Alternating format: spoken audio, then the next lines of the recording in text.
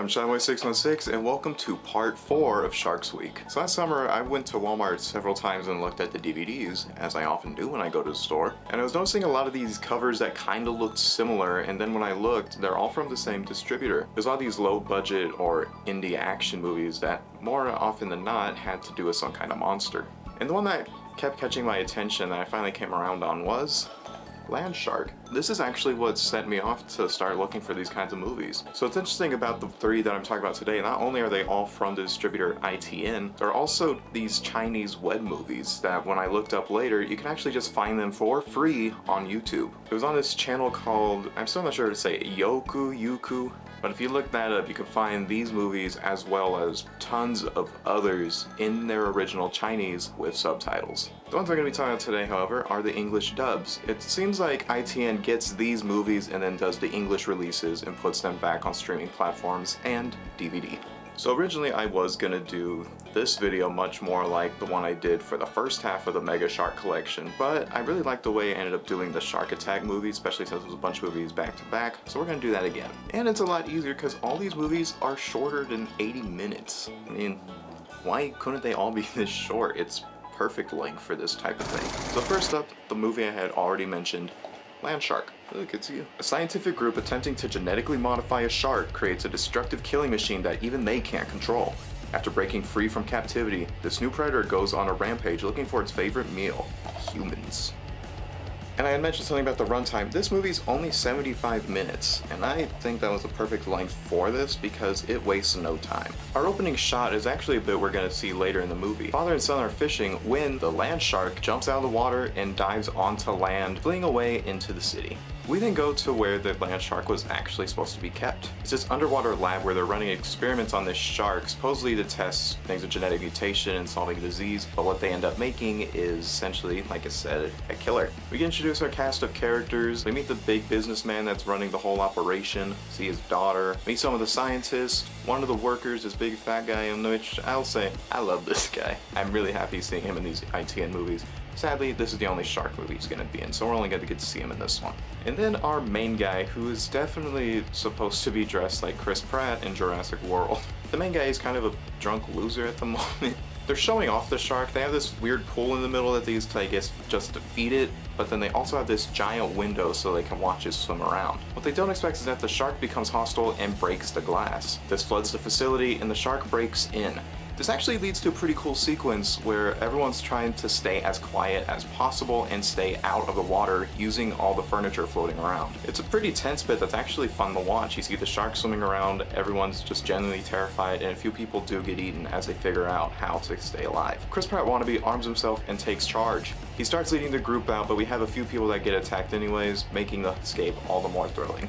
They manage to make it through this escape hatch that takes them to dry land. We get into some fights. This happens a couple times, so I'm not going to say it every time, but just know in between the chases, they're usually arguing. And just to note, the characters you really need to worry about are this main girl, the Chris Pratt guy, and the fat guy.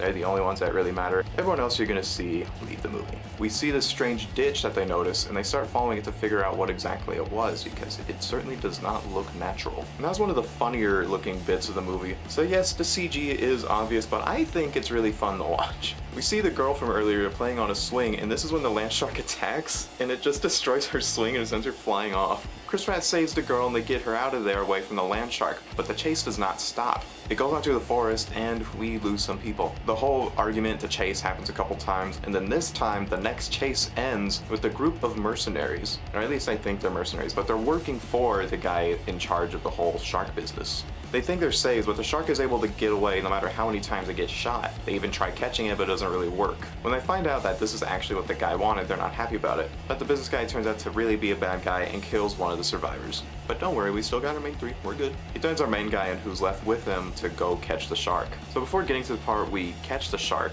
there's a pretty fun bit where we see the land shark go into the city. And that's the stuff we saw in the back of the box. I wish there was a little more of it, but with the pacing of the movie and the overall action, I think it sits nicely in here. It's a fun sequence. As far as catching the shark, they take a boat out into the water, and this actually seems to lure it back out. But in their attempt at catching it, it leads them into a cave, wrecking the boat. We get another standoff with the big businessman, but what he doesn't realize is behind him is the land shark that has grown a lot since the beginning. He gets eaten, and then our final chase begins. We have the mercenaries still fighting it. There's a pretty cool sequence and a bunch of smoke where they can't really see it. And then when we break out to a clearing, it's just down to our main people. Our main people sadly being Chris Pratt and the woman. So they have a device that they were using in tracking the shark to try and destroy it, and then our Chris Pratt guy, he has a grenade launcher that he was able to get a hold of. They're trying to throw the device into the shark's mouth, but they can't get it to keep its mouth open without danger of them being eaten. Big man comes to the rescue with a fish, and he just yeets that thing out, and it gets the shark's attention. This sets up our wannabe to be able to blast plenty of grenades into the shark's mouth, blowing it up. It seems he went down with the shark, so we have Big Man and the woman crying, missing their friend. Then we do that whole thing where, you know, the couple rush to each other.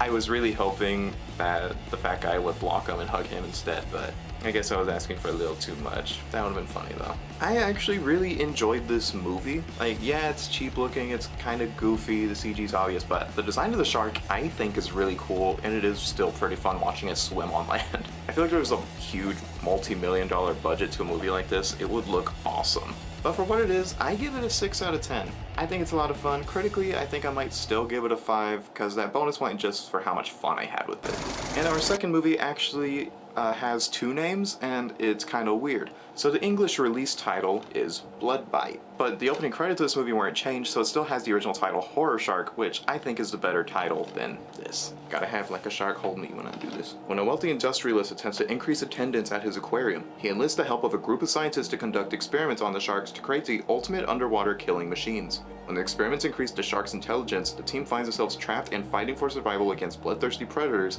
who seem to be one step ahead of their every move.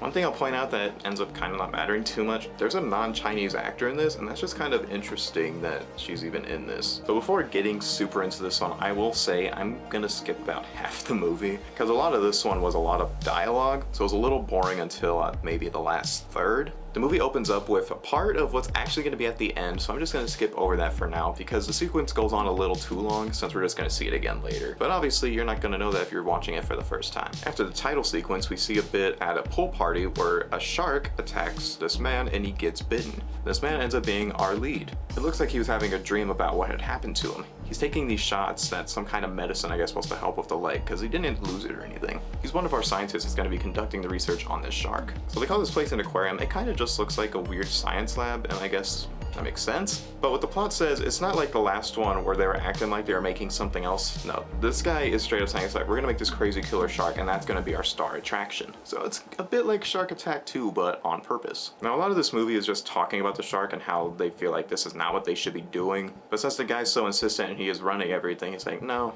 we're making the killer shark. A lot of it is just dialogue. We have some meetings where they get introduced to the shark and everything. When it's ready to kill, it turns red. And I guess that's why they ended up going with Bloodbite, but I don't know, it's just kind of weird. It really kicks off when they try putting their experimented shark into a tank with the normal sharks. It's the same species, but because of what it's done to it, the sharks don't recognize it as their own anymore, so they begin to attack it. But it turns out it's too much for them, so the shark becomes aggressive. And something they didn't consider for some reason, the space it got moved into to be introduced to the other sharks is not reinforced like its own tank. So it looks at our people and it's able to break down the glass, flooding the facility and chasing them around. So this one probably has the worst CGI, because they do a lot of underwater shots that were obviously not actually in water, mostly because of the hair. They'll have bits where you can tell they were actually in water, but when they try doing anything else under the water, you can tell that they're just dry. So it doesn't look that great, but it's serviceable enough for what it is, I guess. What's weird is this movie doesn't really have that high of a body count, but I mean, the cast is only so big. Land Shark didn't exactly have a huge body count either, until the end at least, but this one's even less. It's a lot of chasing, but not a lot of people getting eaten, but it's fun enough to watch just because of how goofy it all looks. There's a part where they're trying to close a door and the water's flooding through still, and the water just looks gooey. I couldn't think of what to call it, but it reminds me of like PlayStation water, if that makes sense. Also, I don't know if I would notice it if I watched it again, but when I had first watched it, when I was looking through it, just scrolling by, it seems like it's not consistently the same size throughout the whole movie. Some parts it looks huge, some parts it looks a little closer to a normal shark. I don't know, maybe it's just me. This all leads up to what we saw at the very beginning, where they're out on a boat trying to get the shark to put it down, since they can't just let this thing roam around free. Some people get attacked, but not a lot of people get eaten. Like I said, this doesn't have a very high body count. There's a lot of trouble with people trying to get in and out of the water, and one of the guys sacrifices himself so the rest can make it out. What happens is that they're able to call a bunch of sharks over, and the normal sharks take down the horror shark, which is pretty cool. It's a little different where they're actually able to just let nature handle things. So to wrap things up, this one had interesting moments. It was kind of fun. I guess the cast was okay enough, but there's just so much dialogue going on those first 2/3, and the action wasn't that interesting. It was a little too standard, even with the weird gimmick going on. I give this one a 4 out of 10 on both fronts, which might be a little generous, honestly, but it's not awful, especially after some of the other stuff I've seen this week. And our last movie with the least interesting cover, and this one also has 2 names, Red Water. So unlike the last one, I think the English title is better than the original title of Huge Shark, because the only reason why I can think it was even called Huge Shark doesn't even come up till the very end, and I will explain that. How would you hold my chin this time? There you go. 4 friends find themselves jumping in the shark-infested waters after arriving at a popular diving site. Unable to get back into their boat, they swim for their lives to a smaller boat drifting by.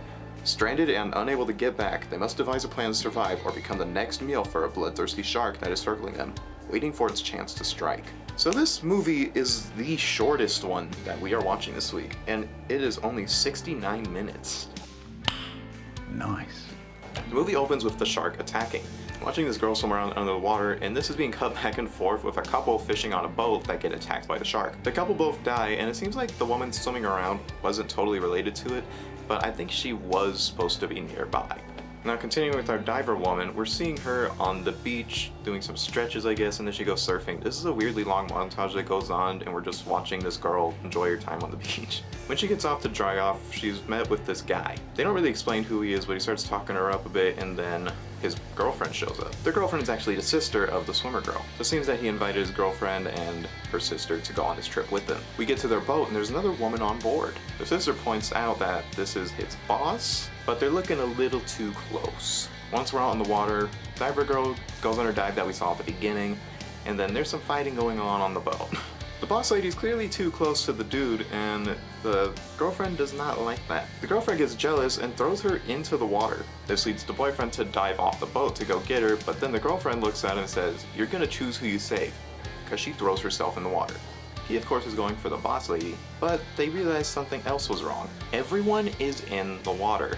And I immediately think of King of the Hill. That's where they go to the beach and get on a boat and they convince Hank to dive off even though he was the last one, but no one had lowered the ladder. And that's exactly what happened here. Realizing everyone's in the water, this is when the shark strikes, eating the sister. So we're just left with our main girl, the boss woman, and the boyfriend, who I'm gonna refer to as the jackass. So if you remember the plot description, this pretty much explains the whole beginning of the movie, just obviously not saying who dies. They find that fisher's boat we saw at the beginning and take shelter in that. While trying to get on, however, boss woman, she gets bit on her leg. She doesn't lose it or get pulled down, but she gets injured. They tried to paddle the boat along just with their hands, but they can't get very far, obviously. Boss lady's in a lot of danger because of her injuries, so they're trying to figure out what to do about that at the same time. He gets in a fight with his boss woman, and then he ends up throwing her in the water, leading Diver Girl to spring into action. He was revealing that he had done this whole trip to break up with his girlfriend with the sister there, so yeah, he's a real asshole. She's able to save her, but then the jackass, he was trying to save himself, really. So he has some rope he was able to get from the boat, so he swims back to theirs, and then he throws it up, and he's able to climb back on board. But the funny thing that happens is, he slips off. Nothing happens, he just slips. And the shark was there, ready to catch him. So now we're just down to our 2 girls.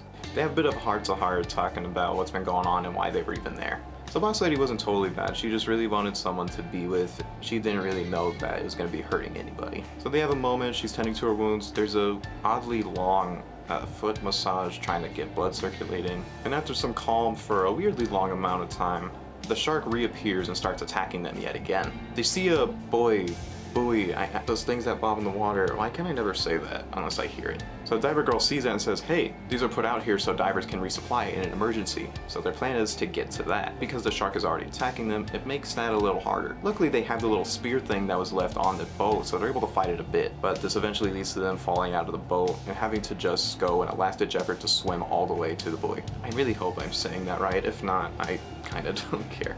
So diver girl makes it, but the other girl says she has the wound, she is bleeding, so the shark is already after her. She finally gets to the thing, but she can't hoist herself up. And it takes a weirdly long time for them to start really trying to pull her, but it's pretty obvious what's gonna happen, and I kinda wish it didn't, at least not just yet. So now diver girl's all on her own. She's mostly sitting there all upset because she's just lost everyone and she's the last one and she doesn't even know if she's gonna make it out alive. She eventually does get around to going through the supplies, which has a bottle of drinking water, a seemingly full gas can, and a flare gun with 3 flares. There's a ship passing by in the distance going away from where she is, so she takes out the flare gun and fires off 2 flares, leaving 1. It doesn't get seen, so she's just stranded there for longer. The shark comes back and attacks her while she's on the buoy. The shark ends up destroying the thing, so there's debris floating around, but luckily the girl has the flare gun on her and she's able to get the spear. She uses some of the debris to actually put a barrier between her and the shark as she's stabbing it with the spear. This actually helps her get away. Somewhat conveniently, there was a rock that she was able to climb onto. So with the shark away, at least for now, her only threats right now are dehydration and starvation. There's some little, little shells on there, so she's trying to eat stuff out of those. It's a little gross. But she ends up devising a plan after some time. She finds something sharp on the rock to cut her leg open. It's actually a pretty nasty scene. It's not super gory or anything, but I'm just surprised how they did it. It actually kind of looks like she cut herself. So she draws blood from her leg and dips it in the water. So she has the gas can at the ready, she's got blood drawing the shark to the rock, and she has the flare gun. The shark eventually comes around, but it's not that stupid. She throws the gas can into the shark's mouth and fires a flare, blowing up the shark, which also blasts her off the rock. She's fine and she makes it back to the boat that they had gone out on. So the shark didn't even get blown up. It's not even dead. It got Freddy Kruegered. It's just got this burnt face, but behind it is a huge shark that eats it. And that's the end. And that's the only reason I could think this movie is called Huge Shark, because it was a pretty standard shark otherwise. This movie actually kind of impressed me. I really enjoyed it. I give it a 6. It's a pretty good, intense survival thriller. I was reading some reviews and it sounds like it's just a cheaper knockoff of another movie, so maybe I'll have to check that one out at some point. And with that, we are done with this stack of ITN shark movies. So I actually really enjoy those. I think these Chinese web movies are pretty fun to watch. They're not great or anything, but it was definitely a lot more fun than these other cheap movies we've been watching. I didn't think any of these movies sucked. They were a pretty good time. I would definitely recommend Land Shark and Red Water. Blood by it if you're interested. Now this is a reminder yet again that this was part 4 of Sharks Week, with tomorrow being the last. So I didn't want to say anything too early, but tomorrow there's not going to be any movie reviews. But there's still one more part tomorrow, right? Well, tomorrow I am releasing my own original shark movie, and it will reference every single shark movie we have gone over this week. Now, I will admit, if I just saw this, I would absolutely poke at it, but it is the last project I got to make with my friends before they had to leave. I'm really excited to show it to y'all, so I hope you'll check it out and maybe even like it, at least a little. I'm sure I could have made it way better if I had the time and resources, but this was just a quick, no-budget thing that I wanted to try to do. So if you enjoyed what you saw, leave a like, subscribe if you haven't already, and share the video. I'm Shyboy616, and for the last time this year, my trusty co-host Like a Shark the Land Shark. See you next time.